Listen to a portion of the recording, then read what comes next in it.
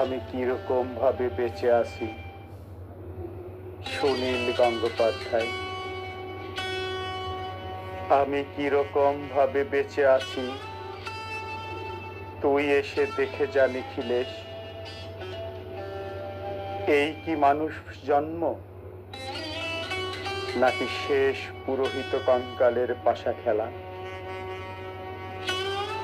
প্রতি সন্ধ্যাবেলা আমার বুকের মধ্যে হাওয়া ঘুরে উঠে, হৃদয়কে অবহেলা করে রক্ত। আমি মানুষের পায়ের কাছে কুকুর হয়ে বসে থাকি, তার ভেতরের কুকুরটাকে দেখব বলে।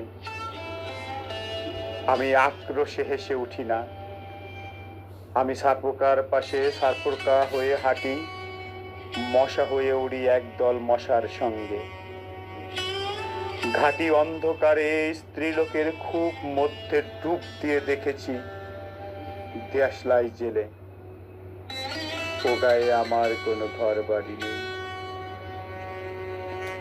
আমি স্বপ্নের মধ্যে বাবুদের বাড়ির ছেলে সেজে গেছি রঙ্গালয়ে, পরাগের মতো ফু দিয়ে উড়িয়েছি দৃশ্যলোক।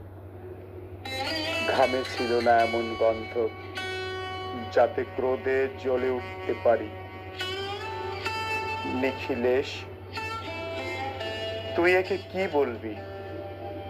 আমি শোবার ঘরে নিজের দুহাত পেরেকে পিষে দেখতে চেয়েছিলাম যিশুর খুব কষ্ট ছিল কিনা। আমি ফুলের পাশে ফুল হয়ে ফুটে দেখেছি তাকে ভালোবাসতে পারি কিনা। আমি ফুলের পাশে ফুল হয়ে ফুটে দেখেছি তাকে ভালোবাসতে পারি কিনা। আমি কপাল থেকে ঘামের মতো মুছে নিয়েছি পিতামহের নাম। আমি শ্মশানে গিয়ে মরে যাবার বদলে মাইরি ঘুমিয়ে পড়েছিলাম।